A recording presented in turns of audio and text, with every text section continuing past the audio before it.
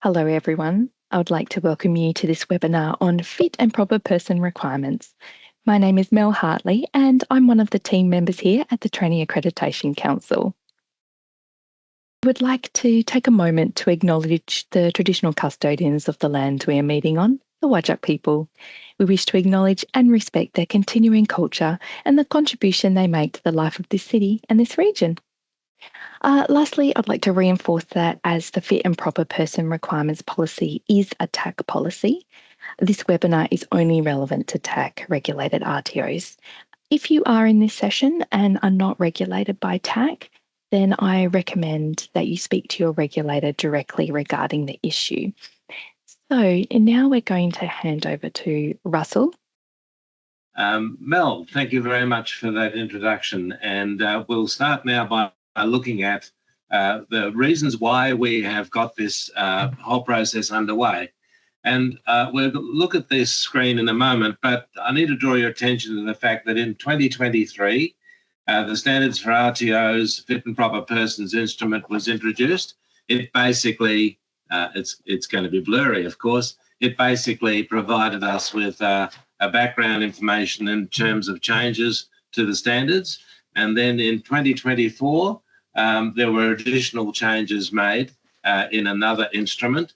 And subsequent to all of that, TAC has developed a policy for fit and proper persons, and there is a fit and proper persons declaration form.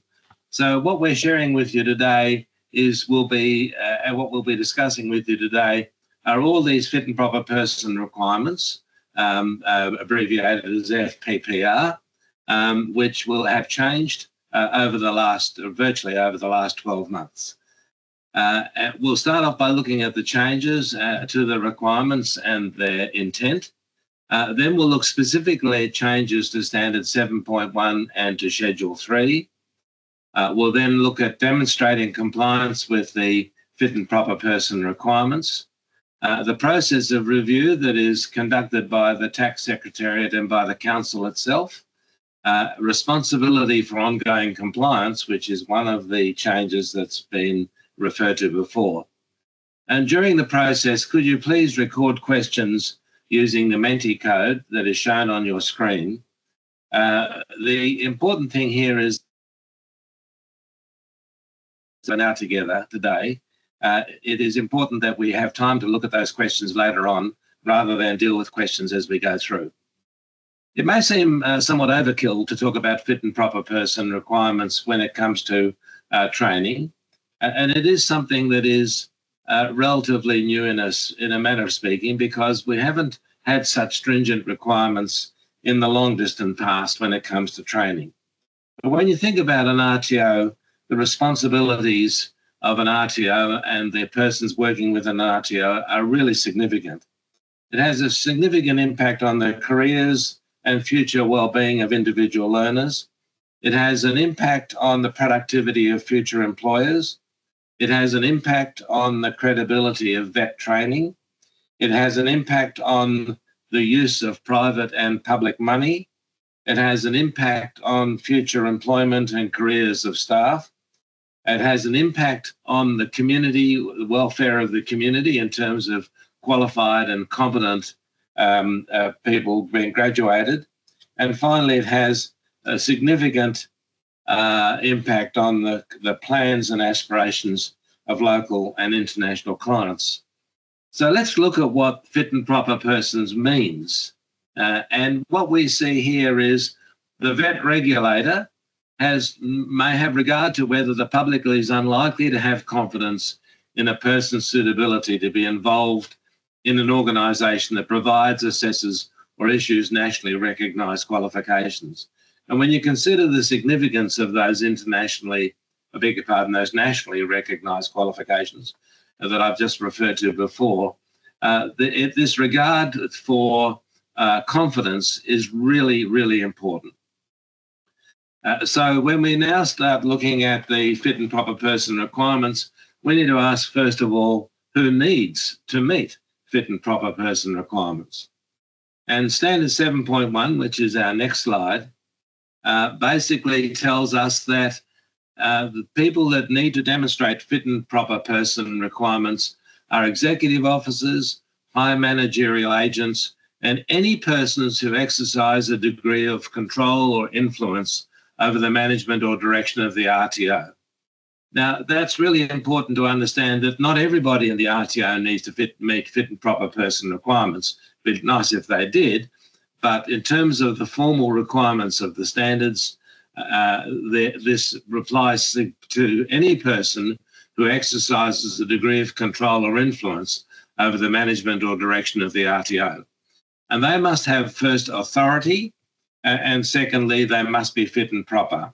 And authority basically is saying here that they need to be in a role where they make actual decisions, where they are both competent and have authority to make the decisions that they're making. And then they must meet these fit and proper requirements, fit and proper person requirements that we're sharing with you today. So for the next slide, we can see what the changes are and the intent. And indeed, at this stage, let's just look at the intent. And the first thing is that they've been driven by a need to ensure that the integrity of RTOs operating or seeking to operate in the vet sector have been identified as an issue through a number of government reviews. So there have been reviews and, dare I say it, reports in the press that reflect on whether or not people managing RTOs are credible and in our terms today, fit and proper to do so. And secondly, to broaden the range of matters that vet regulators may have regard to when assessing fit and proper persons, so that they can reduce the risk of an inappropriate RTO behaviours that negatively impact on the integrity of Australia's vet sector.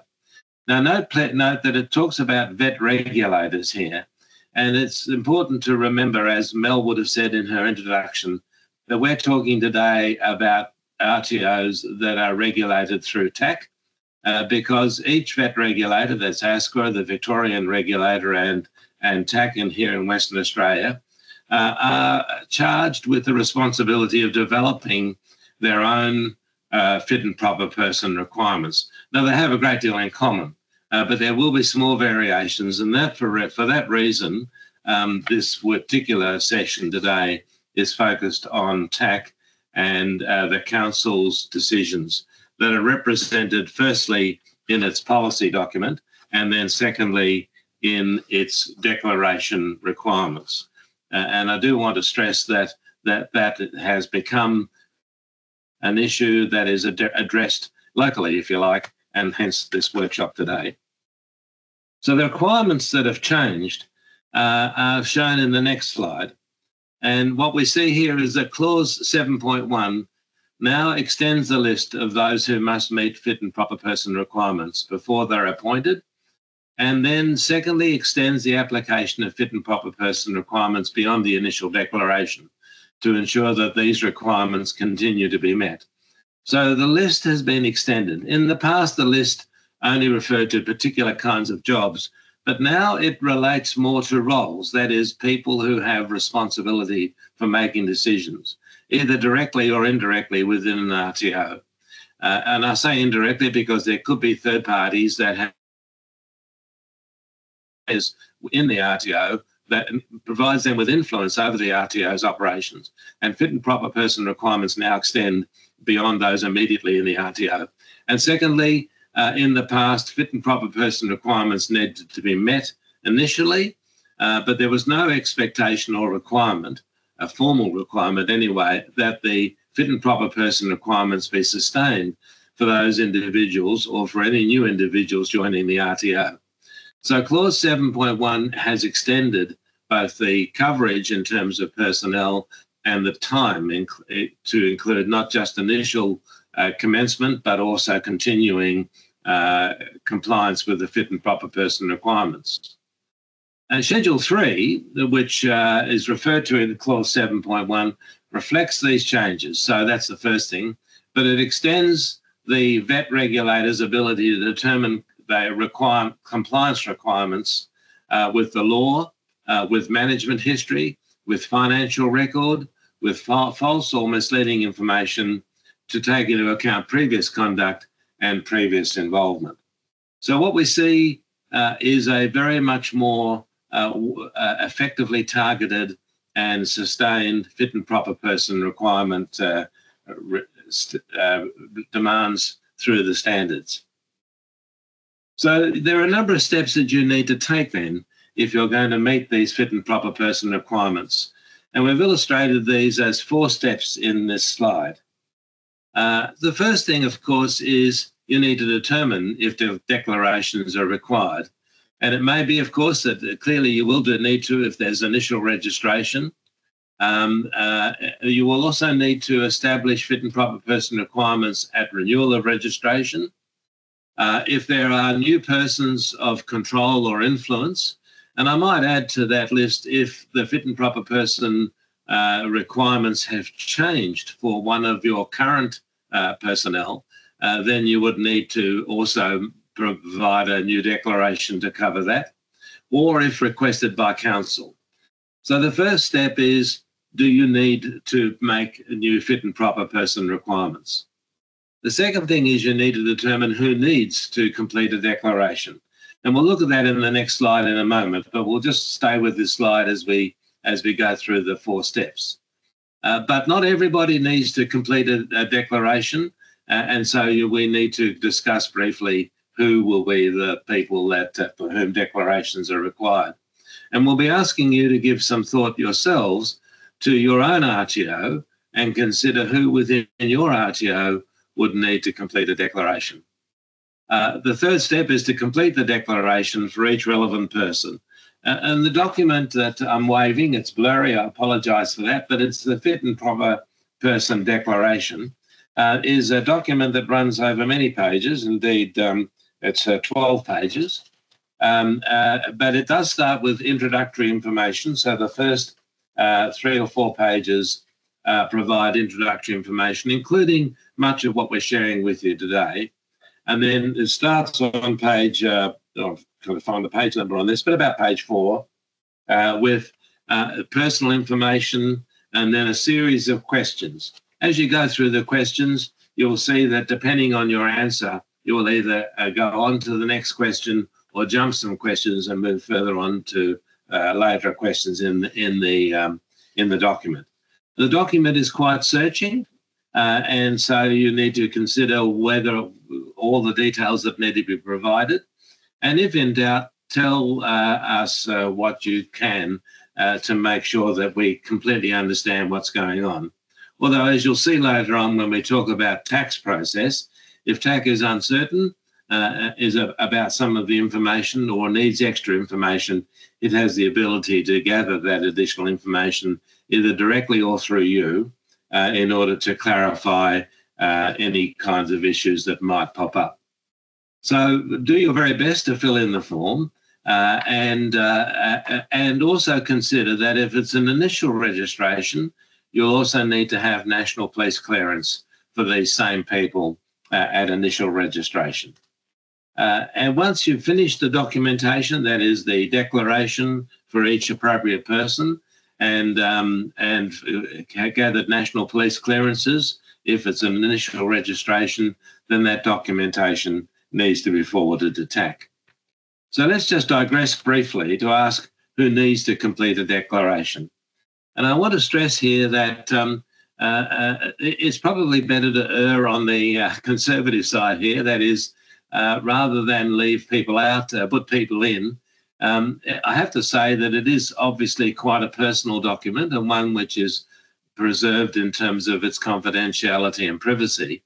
But it is probably better to provide too many than not to provide enough, because you need to consider anyone who takes part in the management of the RTO or is partly responsible for the management or decision-making of the RTO, has an ongoing role related to regulatory compliance, represents your RTO at audit, or recruits students on behalf of the RTO.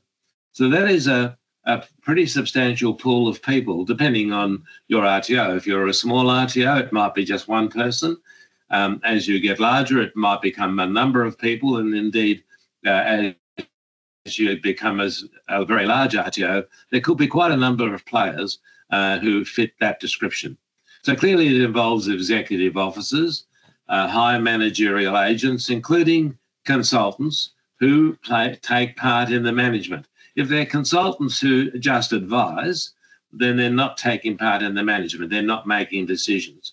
But if they're people who actually work as decision makers, then they would need to be involved. Or if they are representing you at RTO, at audit as an RTO, then they would need to be make these declarations. So they're persons of control or influence. And those are the sorts of people who need to make a declaration. Keeping in mind that the whole function of this is to make sure that those who do make those kinds of decisions about the operations of the RTO are persons who can demonstrate that they are fit and proper in their ability to perform that very significant responsibility. So we'd like you to give some thought now just for a moment or two, and we'll just take a few minutes on this, to reflect on who would need to make a fit and proper declaration for operation and leadership roles in your RTO. So what you need to do is access Mentimeter.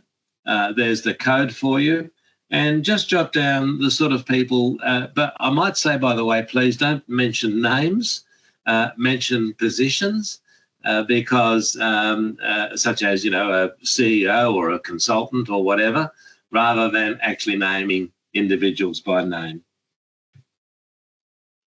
We're seeing some very interesting names popping up here, or roles. CEO as the first, and not surprising. Compliance manager may have surprised people, but it does fit the description. Chief financial officer is making decisions in relation to the operations of the RTO manager. Directors. When it comes to directors, I've come across circumstances where directors are actually a board of directors, but are simply advisory. They don't actually make decisions.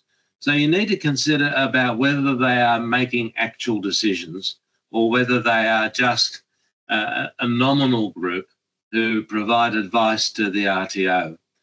If they are just providing advice to the RTO and are not making decisions, then they would not need to complete fit and proper person declarations. But if as directors they are active, making decisions that impact on the day-to-day operations of the RTO, then they would all need to complete fit and proper person declarations. Operations manager, RTO manager, compliance coordinator, executive manager, RTO compliance manager, general manager. You really do have a significant number of really good options here. Student services manager is making decisions perhaps about enrolments and selection and recruitment and so on, as well as support services. Notice that the word manager is coming in again and again. Learning and development, training managers. These are people who are making decisions. Now, it'll depend, of course, entirely on the way in which your body works. There's that governing council and board. It just popped up on the screen.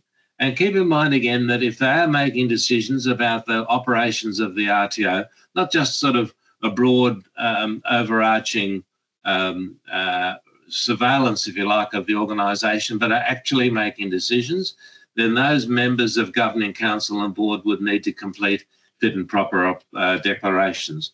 But if they only have a kind of guiding an overarching overview of the organisation, in other words, a kind of watching role rather than an active decision-making role, then they would not need to complete fit and proper declarations. So thank you, folks, for those that contribution. Those 24 responses are really good. And I have to say, we learn from your ideas. And so we may well incorporate some of those really useful tags and roles in our future presentations. What you haven't mentioned there, though, is third parties. And it may well be that if your organisation has a person who has shares in the organisation, and by virtue of those shares is able to make decisions about the organisation even at arm's length, then that person must also, because they have an influence over the operations of the RTO, complete a fit and proper person declaration. But it's only if they hold 15% or share or greater. If they hold a less than 15% share, then they are not considered, it's not required that they would need to fill in a fit and proper person declaration. So you can see that these are people listed on the screen at the moment are primarily people who are, if you like, in the office, working within the RTO on a day-by-day basis. But there could be persons who operate kind of at arm's length, not directly involved day to day, but nonetheless exercise influence. And it's that notion of exercising influence that becomes really important in understanding who needs to complete a fit and proper person declaration. So you've determined who needs to complete a fit and proper person declaration. You've arranged for them to complete a fit and proper person declaration. If it's an initial registration, you've also asked them to complete or gather a police clearance.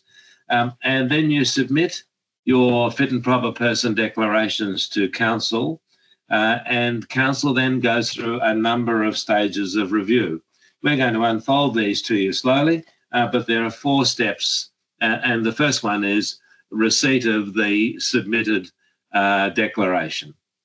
And so you can submit your declarations through the RTO portal or via email. And for initial registration applications, a current national police clearance issued within 6 months of submitting a fit and proper person declaration must be included for each fit and proper person declaration. So you need to get it to TAC. It's a very important document, so make sure that you do submit them in a way which guarantees that they get to TAC for its initial review. The initial review, which is our next stage in the process, TAC reviews the declarations and documents. Now, TAC Secretariat is doing it at this stage, not the council itself. And prior convictions are assessed individually and are not automatic disqualifiers. So one of the questions, or a number of questions, relate to prior convictions. And each one has to be considered in terms of its relevance to your work as an RTO.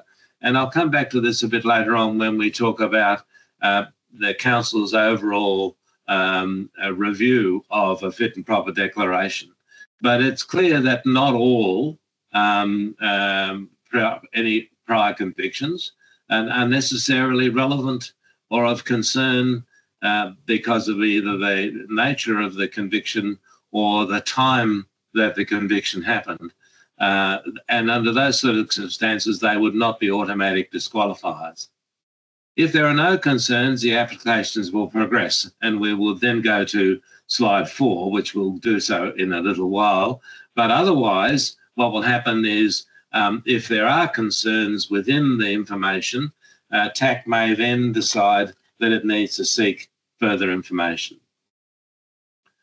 That further information, it can be gathered by TAC either directly or through a formal request provided to the RTO. So TAC may follow up on particular information that you've provided, and it may approach you and say, we need additional information in relation to this particular issue so that we can understand it fully and so that we can provide a fair and proper appraisal of your fit and proper application.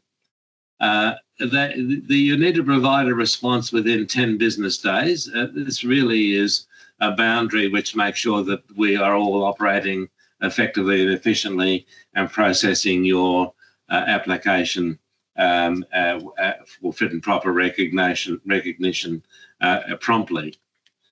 Ultimately, when all the information has been gathered, the TAC Secretariat passes the application on to, or the information onto council for its consideration. So first of all, council reviews all of the information. And the council itself does so in a way which takes into consideration all sorts of things.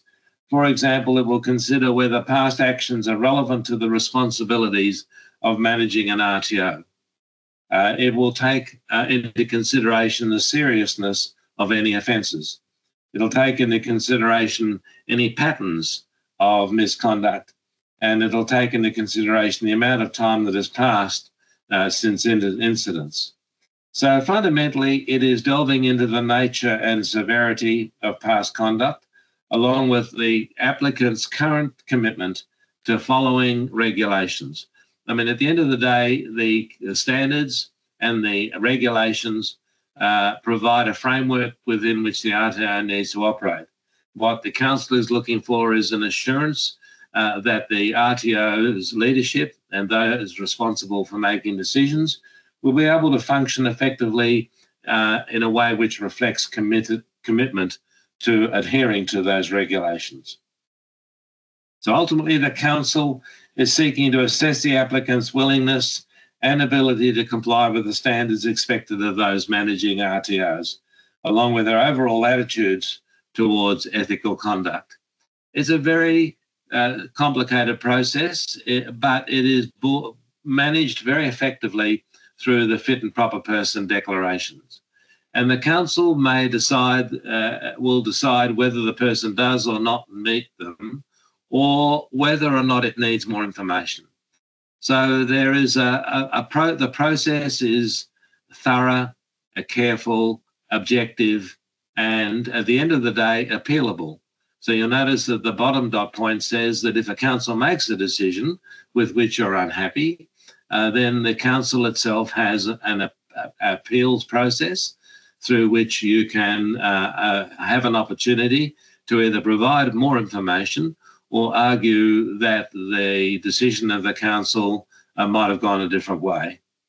So if the council at the end of the process is not satisfied that fit and proper person requirements have been met, then they can suspend or cancel a registration, or they can refuse the application.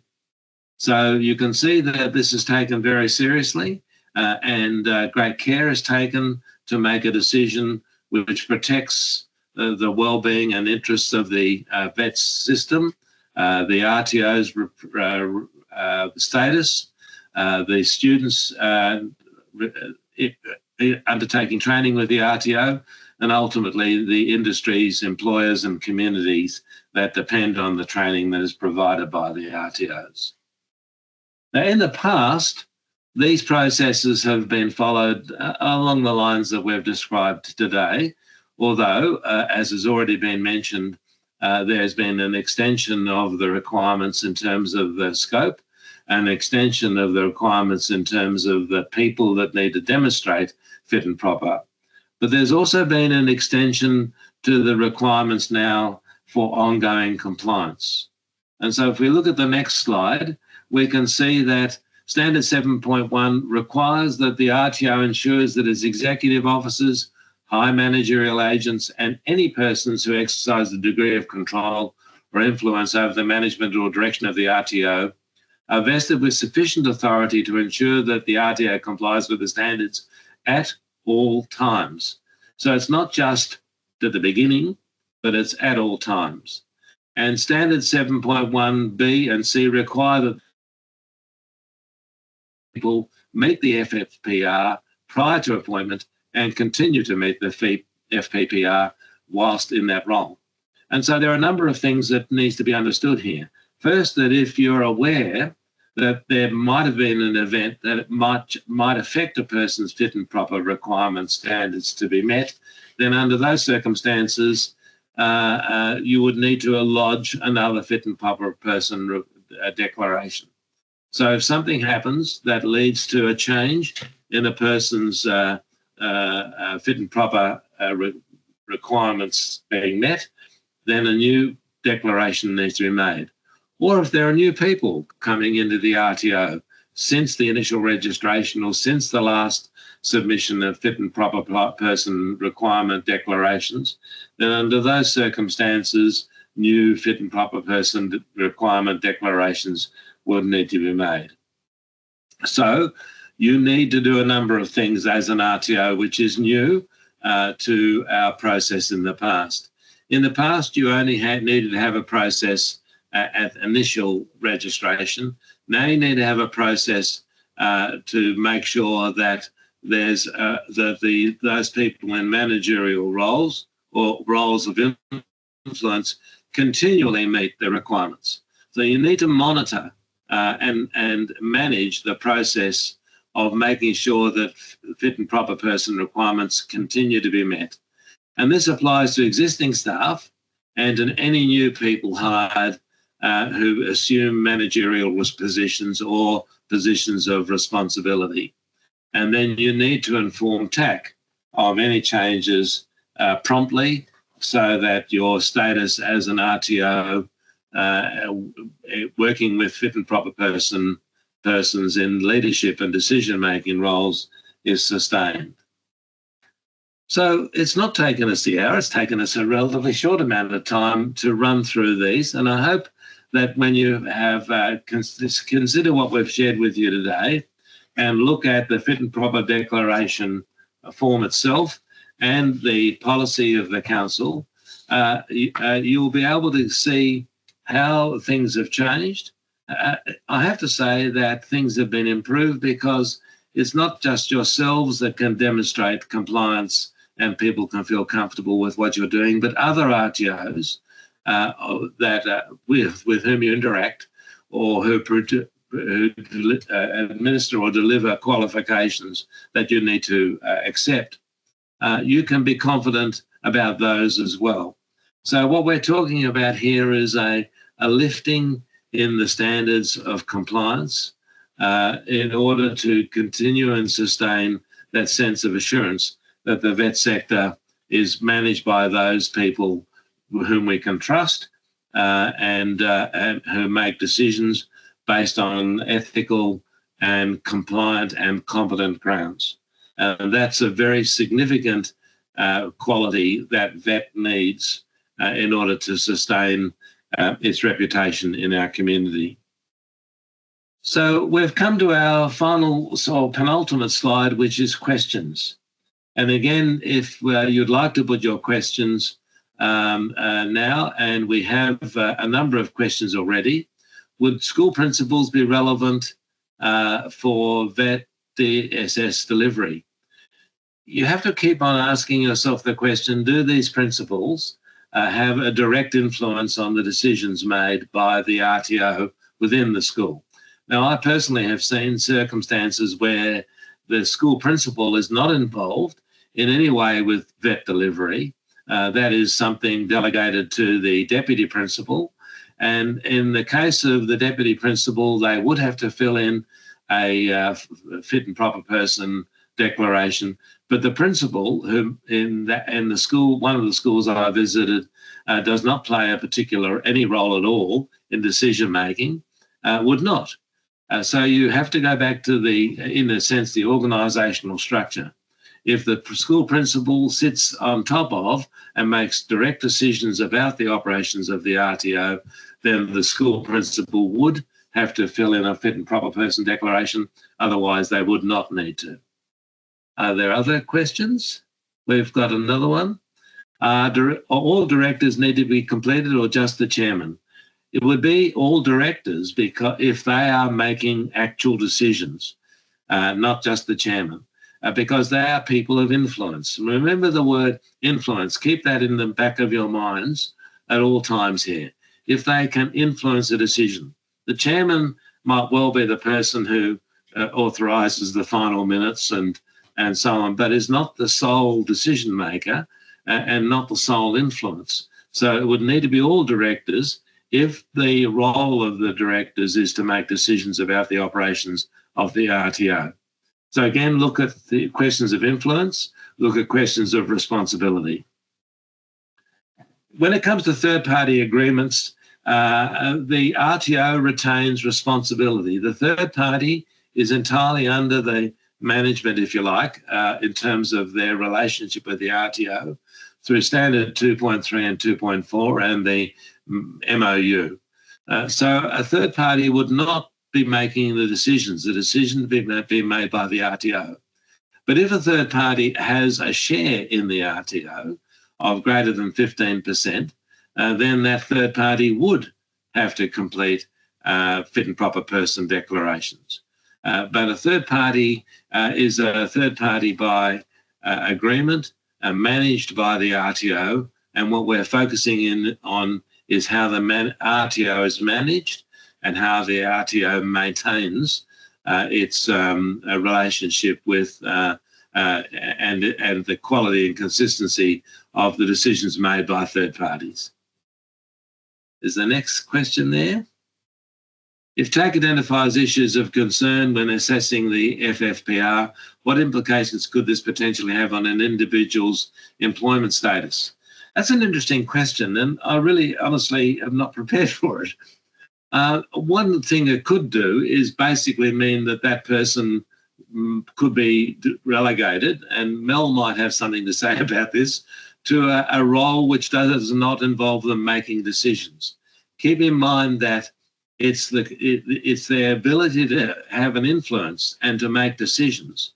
So, and a person's employment status might be, well, we need to make sure that you're employed in a capacity that does not involve you making decisions or being of influence in terms of the RTO's operations. So it's not necessarily that the person would have to be sacked or denied employment. It would have to be that the RTO managed the way in which the person related to the RTO's operations so that they were not in a position of authority or a position of influence and were not making decisions that would have them having to meet the requirements of fit and proper person declarations. I think that Mel would probably work. Yeah, that's right. So the council might make the decision, but ultimately it's up to the RTO to be able to demonstrate compliance. So however they, as an RTO, determine how they're going to meet the compliance of Clause 7, that's up to the RTO. Yeah. Thanks for that question. It's a good one. Next one. What would make you not a fit and proper person?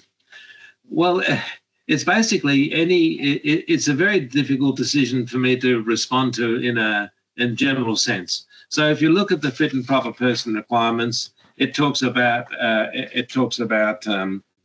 and I'll just see if I can find a little list here. Things like compliance with the law. So if there have been circumstances where you have not complied with the law, the question would be, is your non-compliance with the law something that would make you not a fit and proper person? So, for example, a parking offence or a failure to pay a fine or a driving offence may not have fit and proper person requirement implications. That would depend, of course, on what scope you had. Management history. Had you made decisions in the past that had caused grief in terms of as manager, your financial record, sound financial management, provision of information. Have you always been honest and open and frank about information that's been required? Previous conduct and involvements with RTOs.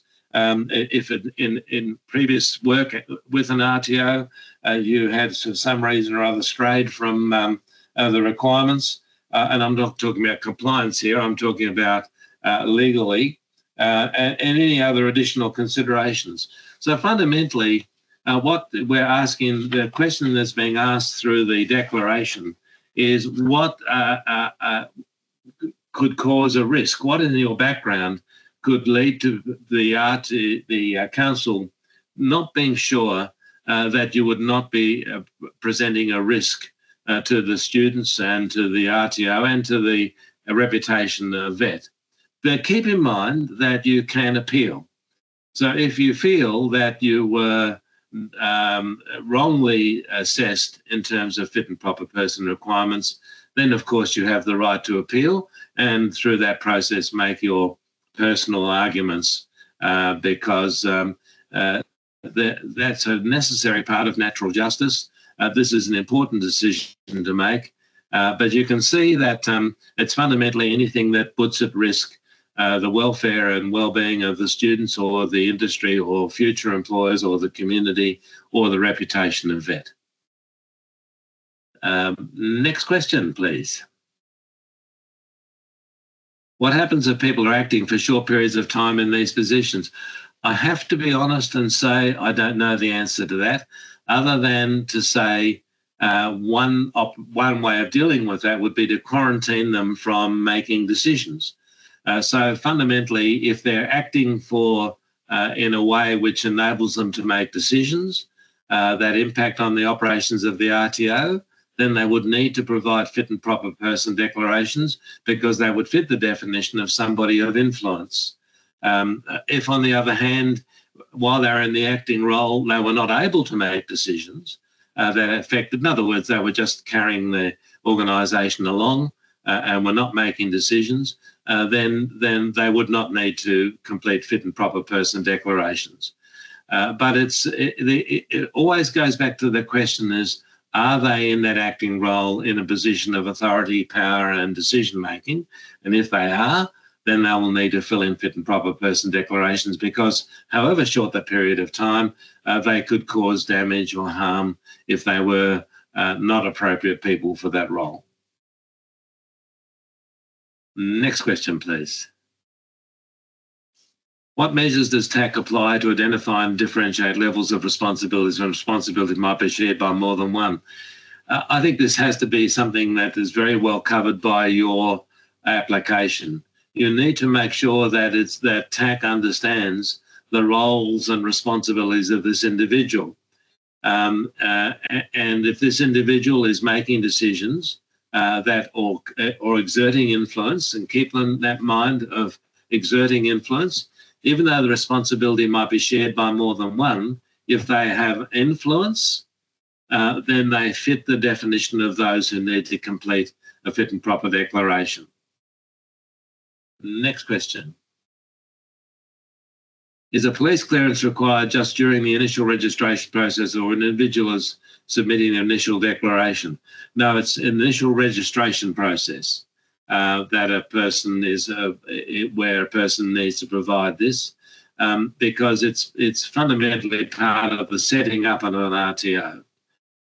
So the police clearance is required just at initial registration. And any other questions? No? So can I say to all of you, thank you very much. If there are further questions you wish to ask, first of all, I'd refer you to the policy document and to the declaration document. Both of these are available on the TAC website. And if they don't answer your questions, then you're advised to go to TAC, and there are contacts for TAC on the left-hand side of your screen. And there's other information you can gather through LinkedIn, through YouTube, and through TAC Talks. And you'll notice that there is I've forgotten what it's called now, but there's a way of accessing the feedback survey so that you can provide feedback for this session. Thank you very much for participating.